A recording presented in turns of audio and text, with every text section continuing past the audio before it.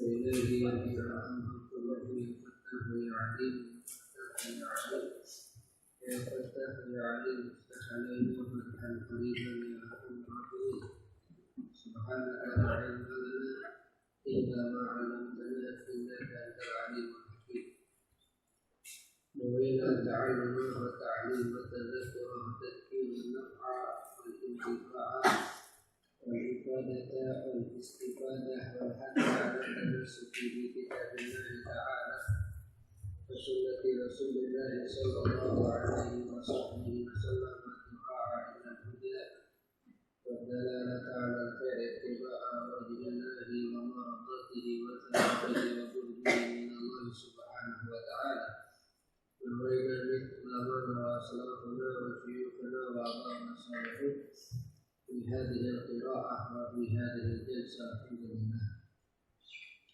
الحمد لله معاشر الحاضرين رحمكم الله الحمد لله atas nikmat taufik yang Allah Subhanahu wa taala berikan kepada kita sehingga dimudahkan oleh Allah Subhanahu wa taala untuk bisa melanjutkan daripada pembacaan kitab Kifayatul Ahya yang disusun oleh Imam Taqiyuddin Abi Bakar bin Muhammad Al-Syafi'i rahimahullah ta'ala.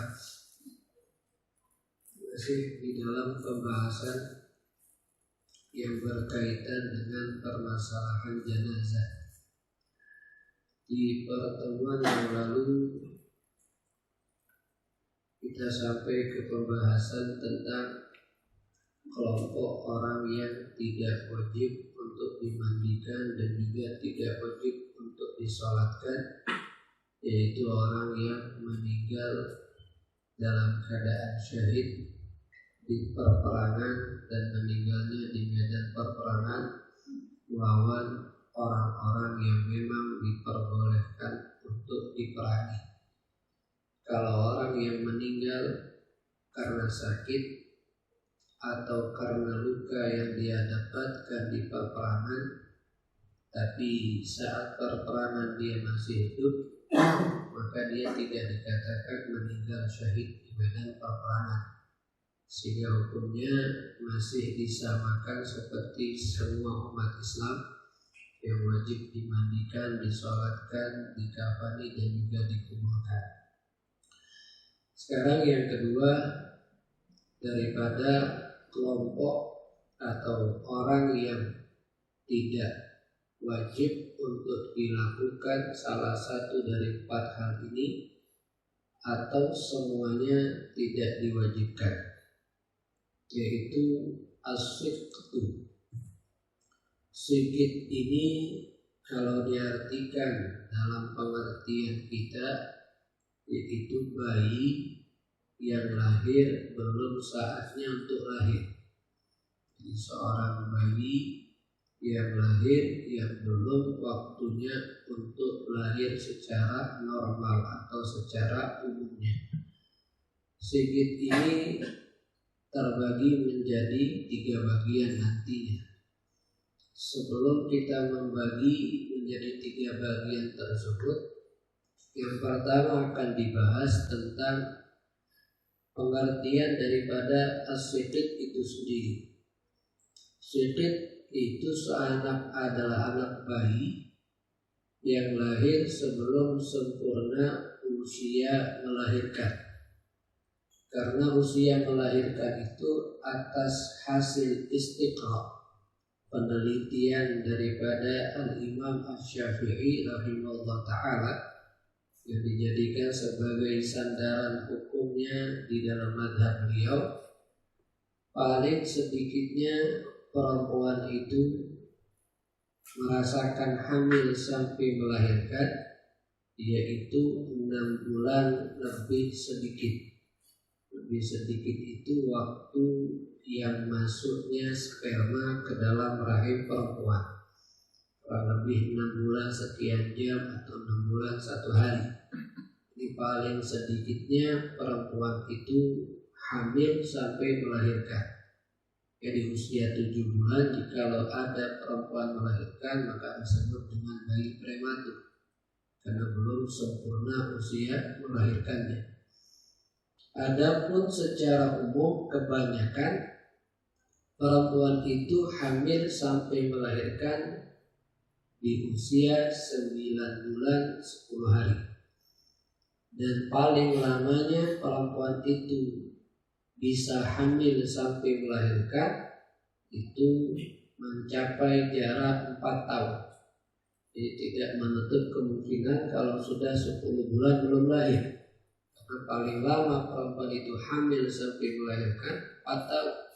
Di atas penelitian daripada Al-Imam Syafi'i kepada perempuan-perempuan yang hidup di zamannya. Dari sinilah para ulama fikih itu menisbatkan nasabnya seorang anak kepada ayahnya. Ini yang dibahas dari hukum zahirnya, dari hukum fikihnya, bukan dari segi hukum akhlaknya atau hukum adabnya. Dari hukum fikih, jikalau ada anak dilahirkan oleh satu perempuan dalam keadaan pernikahan dan dari waktu pernikahan sampai melahirkan itu jaraknya 6 bulan lebih, maka anak tersebut dinisbahkan nasabnya kepada suami dari perempuan tersebut. Tapi kalau itu perempuan melahirkan dari waktu pernikahan sampai melahirkan di bawah 6 bulan, maka anak tersebut tidak dinisbahkan nasab kepada suami dari perempuan tersebut. Ini bagi orang yang hamil di luar nikah, kemudian dinikahkan, baik yang menikahkannya itu laki-laki yang menghamilinya atau bukan, maka anak itu akan nasab kepada suami dari perempuan tersebut jikalau dari waktu pernikahan sampai melahirkan lebih dari 6 bulan. Tapi kalau di bawah 6 bulan maka tidak bisa dijadikan nasab kepada laki-laki tersebut, sehingga statusnya seperti anak zina yang tidak punya seorang ayah.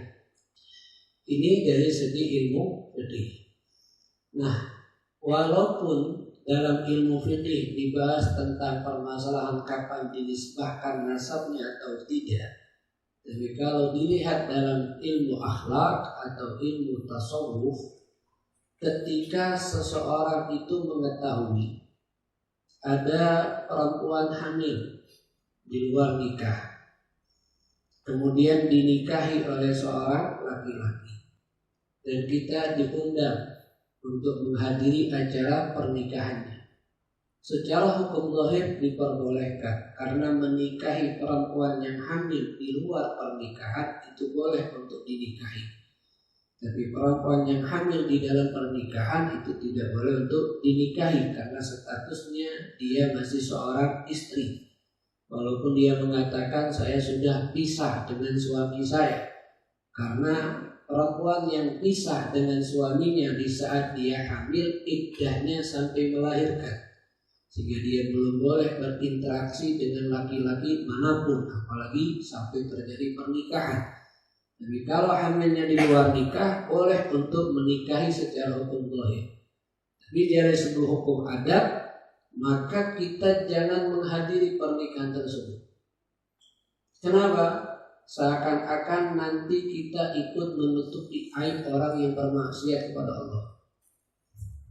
Ini satu sikap yang tegas diajarkan oleh ulama akhlak agar tidak dijadikan satu kemudahan.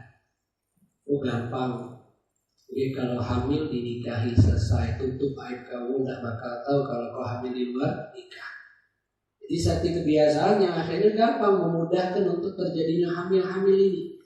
Bahkan kalau dia seorang ketip pun jangan mau menjadi ketip. Kenapa? Biar dia tanggung sendiri malunya. Kenapa berbuat zina? Kenapa sampai bisa hamil? Dia berani menghamili perempuan yang bukan halal miliknya. Ini makanya dalam ilmu syariat Islam itu jangan selalu melihat ke ilmu zahir, tapi pandang juga ilmu batin. Ilmu zahir itu yang dibahas oleh ulama-ulama fikih. Ilmu batin itu yang dibahas oleh ulama akhlak atau dikatakan ilmu tasawuf. Memang tidak akan bisa ke batin kalau belum melalui yang zahir. Tapi di saat sudah mengetahui zahirnya, maka ketahui juga batinnya. Gara-gara bukan hanya zahir kita yang sampai kepada Allah, tapi batin juga kita sampai kepada Allah Subhanahu wa Ta'ala.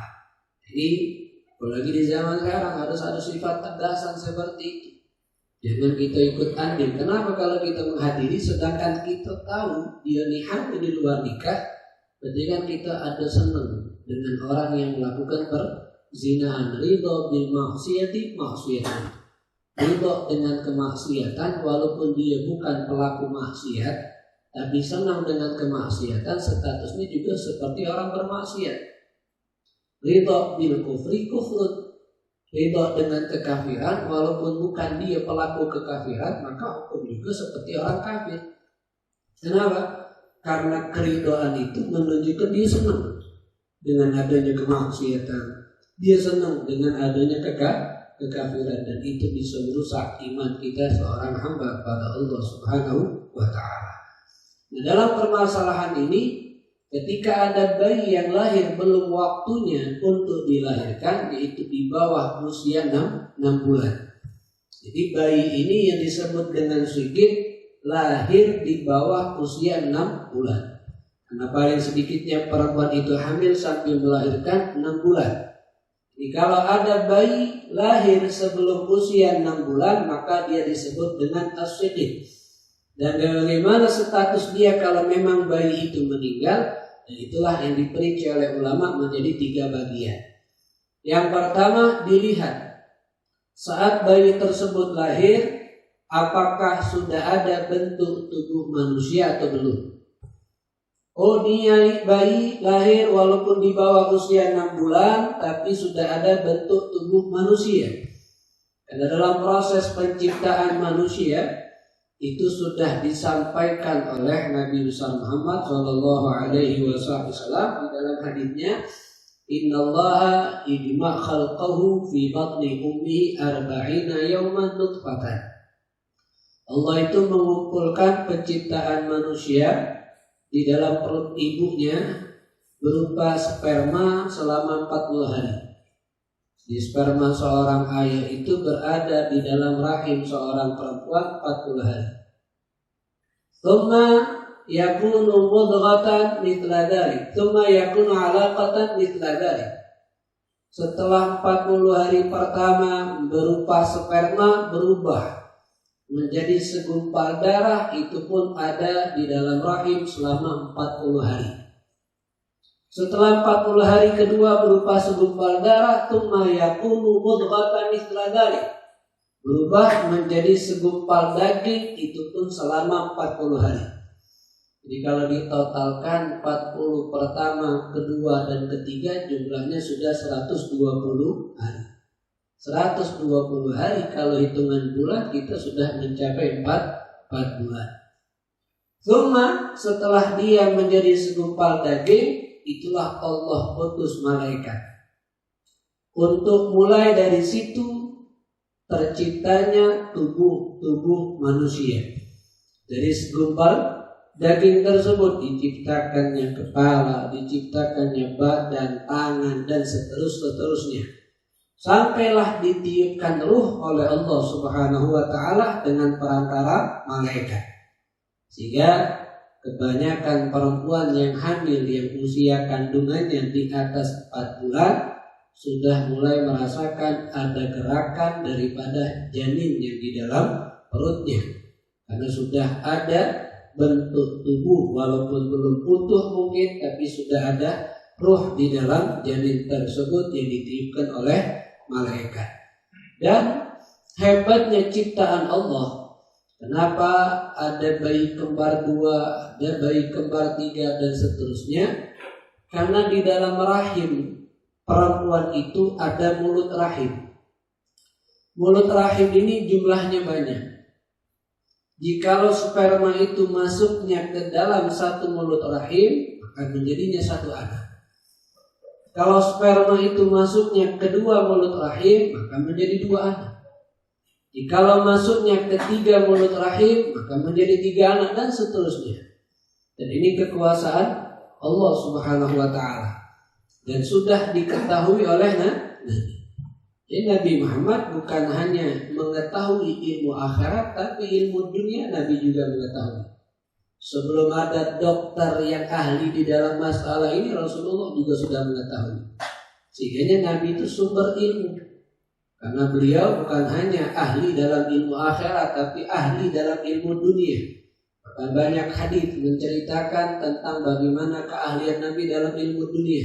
Nabi tahu masalah pertanian, bagaimana bercocok tanam sehingga buah atau pohon yang ditanam mempunyai hasil yang baik. Nabi juga tahu dalam masalah pembangunan, bagaimana membuat bangunan rumah dengan dalam isinya bahasa sekarang insinyur atau arsitek. Itu Nabi mengetahui semuanya. Di sebelum orang-orang punya gelar-gelar itu Nabi sudah mengetahui. Cuman yang dikuatkan oleh Allah tampaknya sosok Nabi adalah akan akhiratnya. Sebab karena dia ingin mengajak umat ini untuk mendapatkan surga dari Allah Subhanahu wa ta'ala. Ketika sudah ada bentuk tubuhnya, maka yang kedua dilihat apakah bayi ini saat lahir sempat dalam keadaan hidup atau tidak.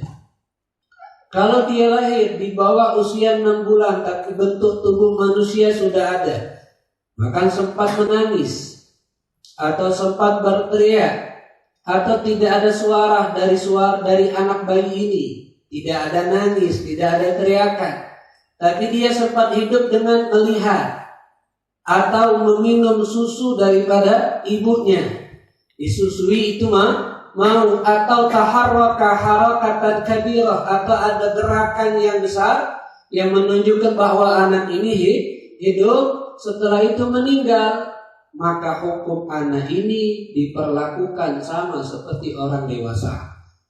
Dimandikan, dikafani, disolatkan, dan juga dikuburkan tanpa ada perbedaan pendapat. Kenapa? Karena diyakini bahwasanya dia sempat hidup walaupun sebentar. Itu yang apa Nabi sampaikan dalam riwayat Imam Nasai, idza stahalla as-sabiyyu, apabila anak itu sempat hidup dengan berteriak atau yang lainnya, warata, kemudian dia meninggal, maka sulli alaih, diperlakukan seperti orang dewasa, salah satunya menyolati. Kalau disolati berarti harus dimandikan. Kalau sudah dimandikan maka dikafani, dan yang terakhir dikuburkan. Ini yang keadaan pertama. Kalau bayi tersebut ada bentuk tubuh manusianya dan juga sempat hidup. Al-halatul tsaniyah, keadaan yang kedua, ketika ada bayi lahir di bawah usia 6 bulan, saat lahir bentuk tubuh manusia sudah ada, tapi tidak ada tanda kehidupan ketika dia sudah lahir.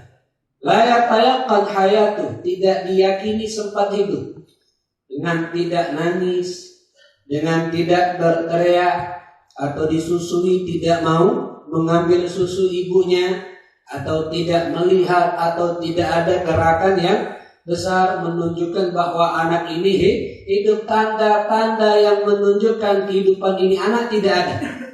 Maka kalau keadaan seperti itu dan sudah mencapai batasan ruh ditiupkan kepada anak tersebut, berarti di atas usia 4 bulan, maka yang diperlaba kalau diceritakan in khafiyat wa khalqu dhahara, yang tidak boleh dilakukan hanya menyolati itu anak, tapi memandikannya masih wajib, mengkafaninya hukumnya wajib, menguburkannya hukumnya wajib, tapi menyolatinya itu hukumnya tidak diwajibkan.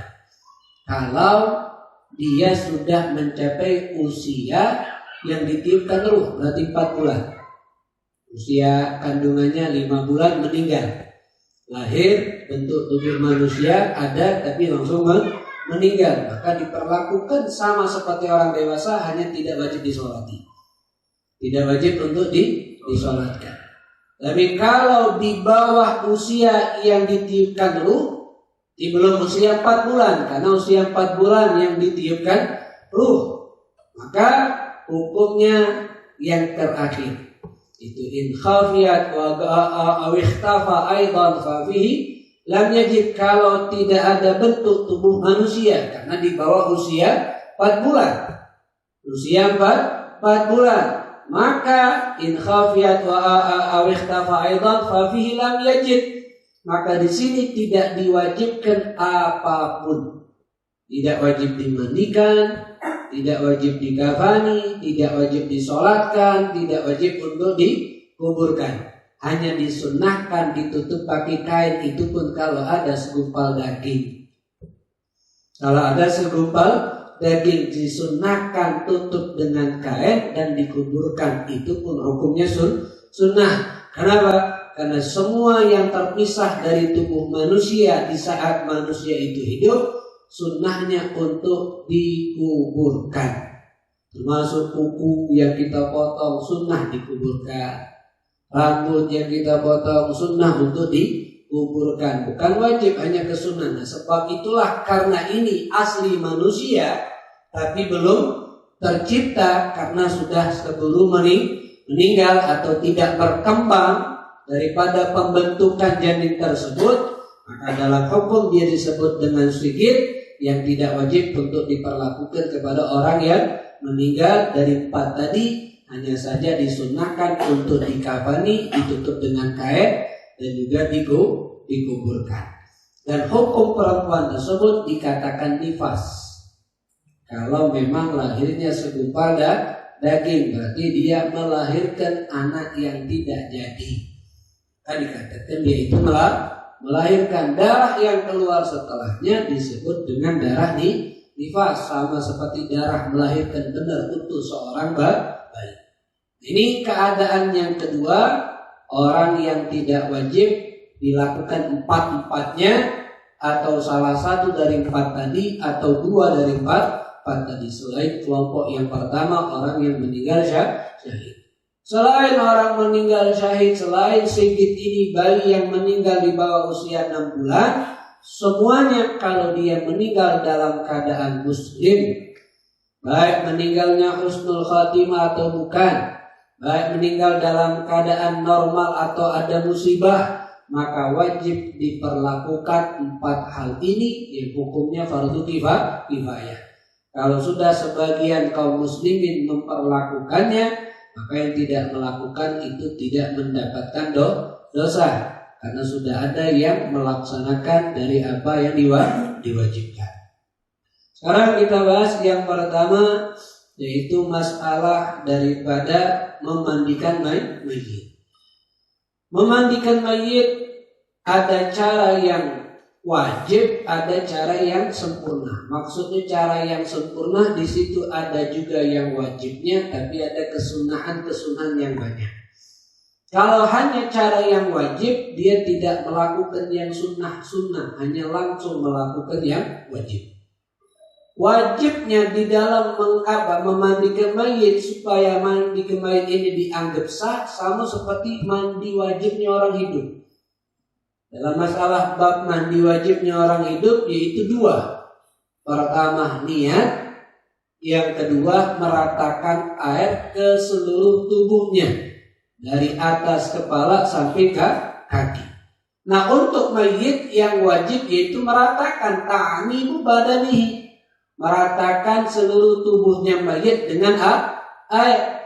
Adapun niat di saat memandikan mayit itu tidak diwajibkan. Kalau mandi orang hidup wajib, sebab apa?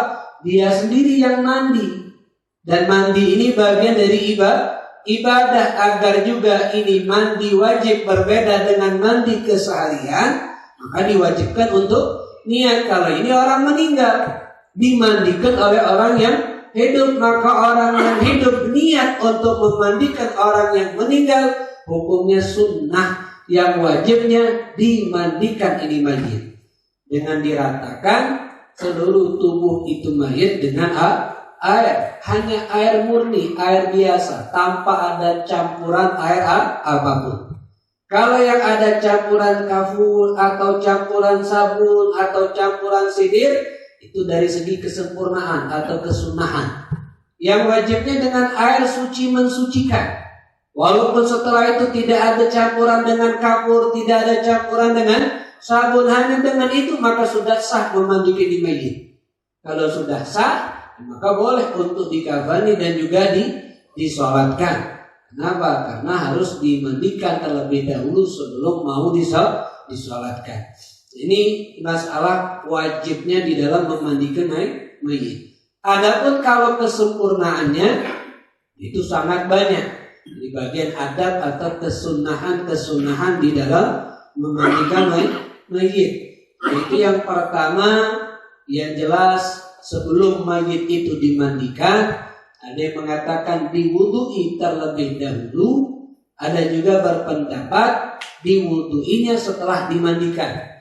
Mewudu'i mayit hukumnya sunnah, memandikan mayit hukumnya wajib.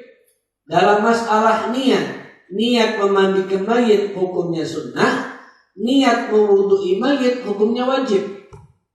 Mewudu'i mayit hukumnya sunnah, niat mewudu'inya hukumnya wajib. Memandikan mayit hukumnya wajib, niat memandikan mayit hukumnya sunnah. Yang niatnya wong hidup, bukan mayit. Jangan salah, kau niatlah kau. Kalau niat lagi hidup lagi kacau. Intinya orang yang memandikan, kalau dia ingin mewudu'i mayit maka dia niat, wajib niat, aku niat mewudu'i mayit ini. Kalau memandikan, niat memandikannya dari dia hukumnya adalah sunnah. Sebelum masalah dimandikan, memang sunnah itu mayit diletakkan. Mayit itu diletakkan kalau sekarang ya tempat dimandikan seperti tempat yang tinggi, kemudian ada lubang-lubang agar air itu tidak diperat kemana-mana tapi jatuhnya ke lubang tersebut. Nah, sebelum itu disunnahkan bagi yang memandikan untuk menekan atau mengangkat posisi daripada kepala dan punggungnya mayit, seperti mayit itu duduk dengan ditahan di bagian lehernya. Kemudian orang yang memandikannya atau yang membantunya mengelus atau menggosok perutnya mayit dengan agak sedikit menekan, agar tujuan kalau memang masih ada kotoran yang belum terbuang itu bisa terbantu dengan keluar kotoran daripada tubuh mayit. Kalau memang tidak ada ya sudah. Ketika sudah selesai maka diletakkan kembali dan diistinjakan. Mungkin juga mayit sebelum dimandikan ya mungkin buang kotoran di celananya atau apapun, diistinjakan, dibersihkan kemaluannya. Dan di saat istinja maka orang yang memandikannya harus pakai sarung tangan. Tidak boleh kulit dia menyentuh langsung kepada kulit kemaluan mayit. Pakai sarung tangan. Sekarang ada sarung tangan yang plastik itu. Pakai sarung tangan itu, ditaruh di tangan kirinya. Tangan kanan menyiraminya pun dari atas kain, bukan dibuka. Di bagian adat. Jadi kan bagian wajib sudah disampaikan. Nak mayit ditelanjangkan atau tidak, yang penting rata sudah sah. Kalau adat jangan dibuka daripada penutup tubuh mayit. Walaupun dia memandikan, tak boleh lihat kemaluan mayit, aurat mayit kalau tanpa hajat. Kalau hajat baru diperbolehkan, itu hajat yang mendesak. Kalau tidak ada hajat mendesak tidak boleh. Kenapa? Mayit itu merasakan seperti apa yang dirasukkan ketika dia hidup. Cuman kita tidak tahu kalau mereka punya perasaan. Bahkan kata Nabi lebih tajam daripada perasaan kita masih hidup. Maka mereka tuh malu. Mereka juga merasakan malu. Walaupun orang yang hidup sekarang ini yang buka aurat, sebenarnya mereka malu. Yang membuka aurat kalau memang dia orang beriman malu. Cuman malunya kalah dengan nafsunya, kalah dengan godaan syaitannya. Padahal semuanya malu. Buktinya kalau dilihat orang dia marah karena dia punya rasa malu. Cuman terpengaruh atau apa, mayat juga merasakan malu. Makanya tidak boleh kita buka, tutup, harus tutup. tangan masuk ke dalam kain, tangan kirinya pakai sarung tangan untuk istinjanya tadi. Mungkin bagian kemaluan belakangnya dengan diceboi seperti orang yang hidup, tangan kanannya dari luar untuk menyirami ke arah situ supaya bisa terbantu dengan diistinjakan. Setelah istinja bagian kemaluan mayit dan sekitarnya, maka sekarang dibersihkan bagian daripada tubuh mayit sebisa giginya atau bagian telinganya, tapi dengan sarung tangan yang baru. Kalau memang sarung tangan yang pertama itu kotor. Setelah itu baru proses penyiraman dengan air yang biasa. Sebanyak 3 kali siraman di setiap bagian tubuh. Bagian kepala dengan wajah, kemudian bagian depan kanan, sama seperti posisi kita yang sedang mandi wajib ada urutannya. Kepala dulu, bagian depan kanan sampai kaki, bagian belakang kanan sampai kaki, bagian depan kiri sampai kaki, bagian belakang kiri sampai kaki, dengan dibantu gosok untuk meratakan ke seluruh tubuh bagian itu mayit, sama seperti kita mandi wajib. Cuman cara membasuh bagian belakang mayit, posisi mayit harus dimiringkan, karena posisi mayit terlentang, tidak akan bisa kena bagian belakangnya kalau tidak dimiringkan. Makanya inilah saat memiringkan mayit ini, kalau yang saya pelajari dari orang yang langsung memandikan mayit yang ada di kota Tarim, di kota Hadramaut sana, langsung orang tersebut mengajari saya ketika kami berada di pesantren, posisi kaki mayit itu kalau ingin dibasuh bagian belakang kanan, maka posisi kaki kanan mayit ditaruh di atas posisi kaki mayit. Jadi dilipat, dimiringkan seperti ini posisi kakinya. Kaki kanan ditaruh di atas kaki kiri. Kemudian kainnya itu ditarik ke kanan. Tarik ke kanan dulu sebelum diangkat itu mayit.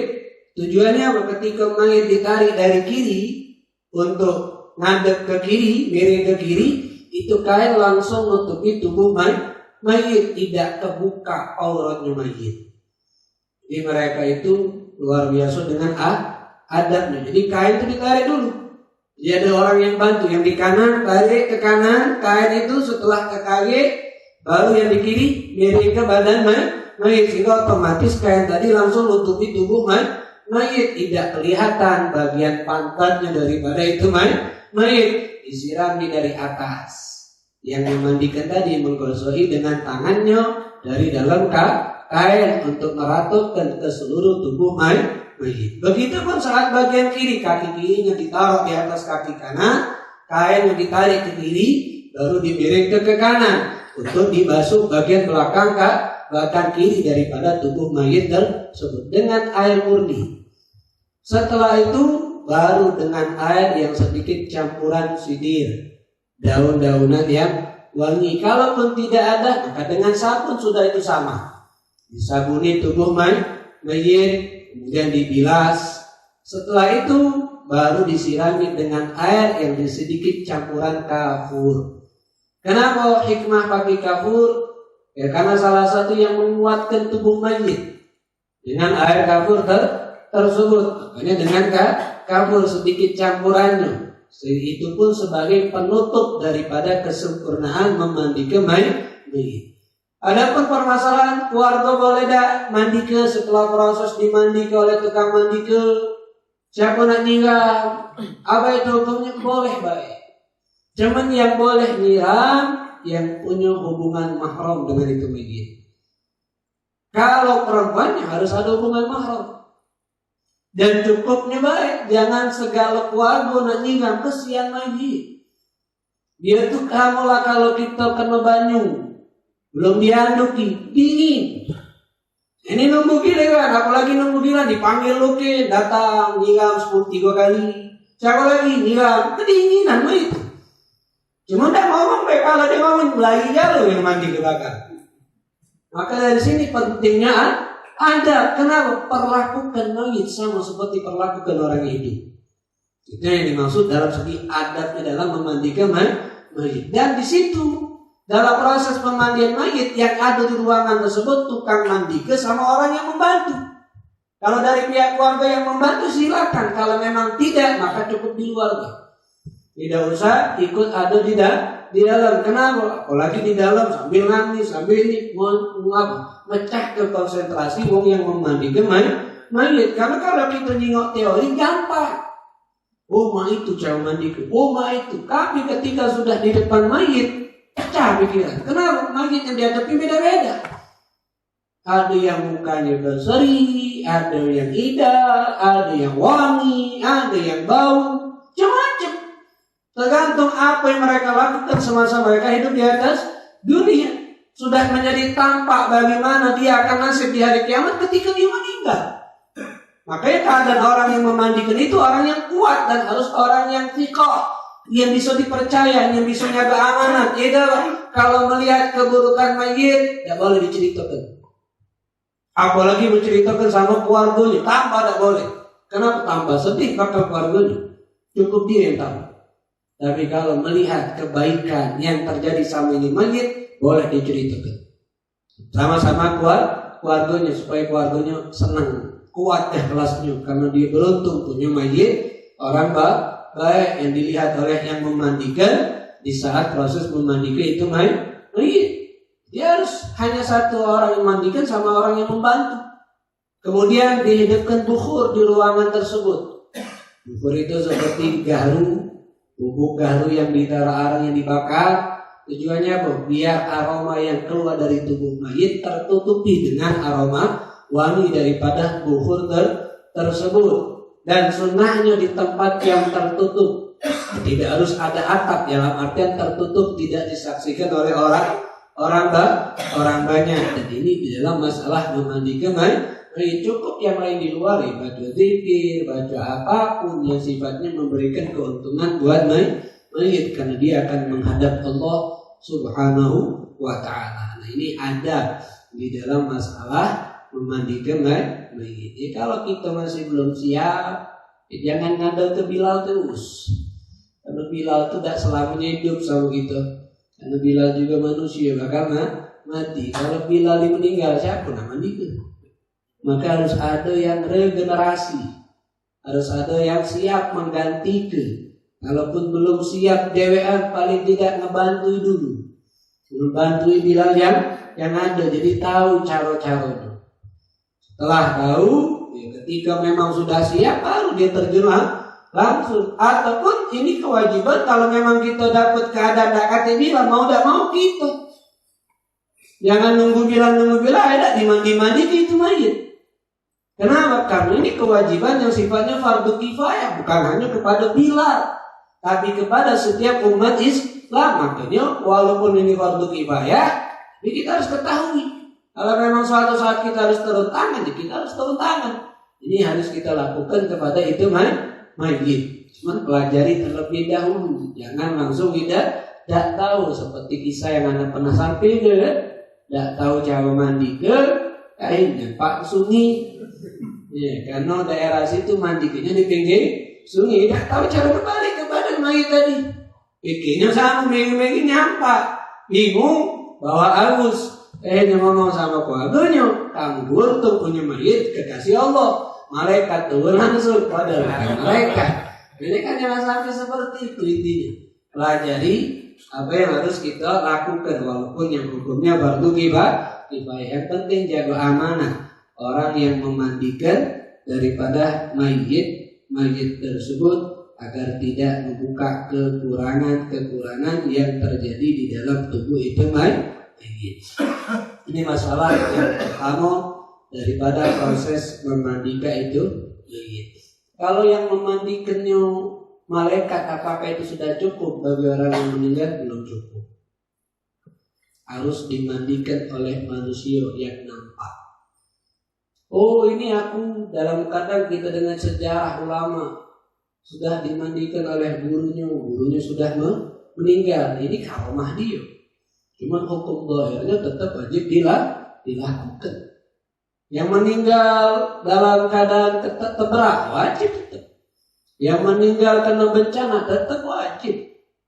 Yang meninggal kebakar tetap wajib, cuma tidak separah yang orang umum. Mungkin kalau lama-lama mungkin kulitnya akan lepas saja. Semampunya. Kalau tidak ada yang memandikan, siapa yang memandikan? Yang sesama jenis, yang lanang yang mandi ke lanang, yang betina memandi ke betina, kecuali suami istri. Istri meninggal, suami boleh memandikan. Suami meninggal, istri boleh memandikan, tapi yang mahram tidak boleh. Ayah meninggal, anak perempuan mandikan tak? Harus anak laki, harus yang laki-laki. Kalau misal tidak ada yang laki-laki pacak, adanya perempuan yang bukan mahram dia, apakah boleh perempuan yang bukan mahram mandikan? Tidak dibolehkan. Terus bagaimana? Ditayamumi ini mayit. Begitupun sebaliknya, ada perempuan meninggal, tidak ada satu perempuan pun yang bisa memandikan. Adanya laki-laki yang bukan mahram, tidak boleh dimandikan, ditayamumi. Kenapa? Karena tadi ini juga urusan ibadah, dan ibadah tidak boleh dicampuri dengan urusan yang dilarang oleh Allah Subhanahu wa ta'ala, dan itu ditayamumi. Ini permasalahan memandikan daripada seorang mayit atau orang yang meninggal. Kalau orang itu meninggal dari ihram haji, ihram umrah, maka tidak boleh pakai wangi-wangian. Sama hukum saat dia sedang ihram, tidak boleh menggunakan wangian. Ini meninggal ketika haji, belum selesai ibadah haji, belum tahallul awal meninggal, belum tahallul dari umroh meninggal, baru pakai baju ihram, baru niat ihram umroh, baru mau sampai ke tempat tawaf misalnya meninggal, maka diperlakukan sama seperti dia saat sedang ihram, tidak boleh pakai wangi-wangian. Maka memandikannya juga jangan pakai wangi-wangian, hanya air biasa. Karena mereka akan dibangkitkan sesuai dalam keadaan mereka meninggal. Karena mereka meninggal lagi ihram, ya akan dibangkitkan dalam keadaan mengucapkan talbiyah. Karena mereka meninggal sedang umrah ataupun sedang haji, sudah niat haji, sudah niat umrah, tapi belum tahallul, akan dibangkitkan seperti itu. Ya mutul mar'u ala ma asy'alih. Meninggal seorang itu tergantung kebiasaan dia saat hidup, dan dibangkitkan sesuai matinya kakek. Dibangkitkan sesuai matinya, maka diperlakukan saat dia hidup tadi. Karena tidak boleh pakai wangian, maka juga tidak boleh pakai wangian. Begitu juga mengkafaninya, karena yang betina tidak boleh ketutup wajahnya tidak boleh ketutup juga. Sama seperti ketika dia hidupnya, yang dilarang karena meninggal sedang umrah, sedang haji, itu pun juga dilakukan ketika dia ketika sudah meninggal. Sampai begitu diatur oleh syariat tentang permasalahan orang yang meninggal. Baru setelah dimandikan, ya maka dihanduki terlebih dahulu, supaya ketika ditaruh di kain kafan, itu kain kafannya tidak jadi basah. Dihanduki dengan handuk yang panjang, kemudian dengan handuk itulah diangkat itu mayit ke tempat sebelum dia ditaruh di atas kain kafan. Dikeringi dulu, dikeringi terlebih dahulu. Setelah dikeringi, baru itu mayit masuk ke proses yang kedua daripada yang diwajibkan untuk dilakukan kepada mayit di kafan. Kan mayit itu sunnah juga saat proses mandikan tadi, kalau memang dia punya jenggot, rambutnya masih ada, maka sunnahnya tasrih, disisir.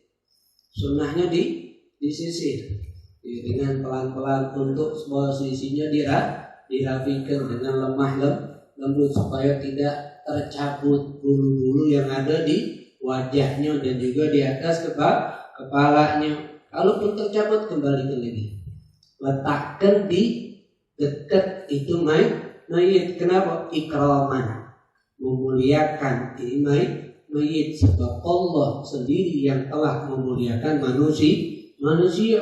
Walakat karena Bani Adam. Jadi misal lagi mandi lepas bulunya, tercabut, jangan dibuang. Apa tadi? Dekat itu tubuh mayit atau diselipan daripada kain kafan. Kalau masalah rambut wong lain diletakkan di kain kafannya boleh apa tidak? Boleh kalau dia tabarukan. Sebisa rambutnya wong soleh, rambutnya seorang ulama yang dia dapatkan ketika ulama itu masih hidup, dia simpan, dia berwasiat, boleh kita jalan ke wasiat, boleh. Karena sahabat banyak seperti itu yang mendapatkan rambut Nabi. Pesan kalau aku meninggal tolong rambut Nabi taruh di sela-sela kain kafanku. Ambil keberkahan dengan rambut Nabi Muhammad Sallallahu Alaihi Wasallam. Karena sesuatu yang terlepas dari tubuh manusia itu kita ambil tidak boleh kecuali kalau niatnya berkah, ambil berkah, ambil keberkahannya. Seperti ludah pun juga diminum tidak boleh, ludah orang. Kecuali minum ludah orang niatnya untuk mengambil keberkahan, ludahnya orang soleh, ludahnya ulama, ludahnya orang yang takwa, niatnya keberkahan, tidak apa. Jadi kalau niatnya bukan untuk keberkahan, maka itu tidak diperbolehkan. Ini yang dikatakan oleh kebanyakan ulama. Dikembalikan lagi. Tapi ada juga berpendapat tidak usah dikembalikan lagi kepada itu mayit kalau ada bagian bulu-bulunya yang terlepas daripada tubuh itu mayit. Allah, ini yang pertama. Ini suasana tegang kalau deh. Iki mana ini kemarin deh. Jangan pikir ke mama dikimin, mama itu kayak pas meninggal itu ya, karena kita ini yang kita takutkan jangan takut matinya, takut mati dalam keadaan mama itu kita takut matinya mati kalau yang naik pesawat bakal mati, jangan takut anak pesawat nyampak ada usah, yang tidak naik pesawat lagi mati apalagi naik pesawat naik kereta kecelakaan mati tidak usah, jangan takut. Yang kita takutkan matinya mama itu kita khawatirkan, bukan mati, karena mati semuanya akan meninggal. Maka yang trauma atau apa namanya bahasa itu amfibi apa yang punya penakut fobia pesawat, fobia ini dah harus. Kenapa? Karena percuma. Kadang-kadang tidak naik pesawat kecelakaannya di mobil. Ini mobil selamat, kalau balik-balik itu ketentuan Allah yang kita takutkan mana meninggal kita, meninggal husnul khatimah atau meninggal suhul khatimah, meninggal bawa iman atau na'udzubillah tidak bawa iman, itu yang kita khawatirkan. Makanya berdoa ya Allah biha, ya Allah biha, ya Allah bihusnul khatimah, ya tutup minta diwafatkan dalam keadaan husnul khatimah, sebab itulah penentu kehidupan kita setelahnya di alam barzakh sampai kita menghadap Allah Subhanahu wa taala. Ini pembahasan kita yang pertama tentang mayit, insyaallah tentang mengkafani dan sebagainya kita bahas di pertemuan yang akan datang. Bismillahirrahmanirrahim.